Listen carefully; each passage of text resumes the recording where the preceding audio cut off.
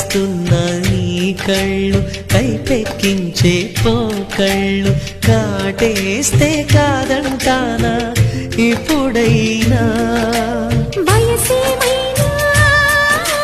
సొగసేమైనా మరపించే మనసేమైనా నవ్వు నవరాత్రి నీ కోసం తీసుకువస్తున్నా మైనా ఏమైనావే మన్మథ మాసం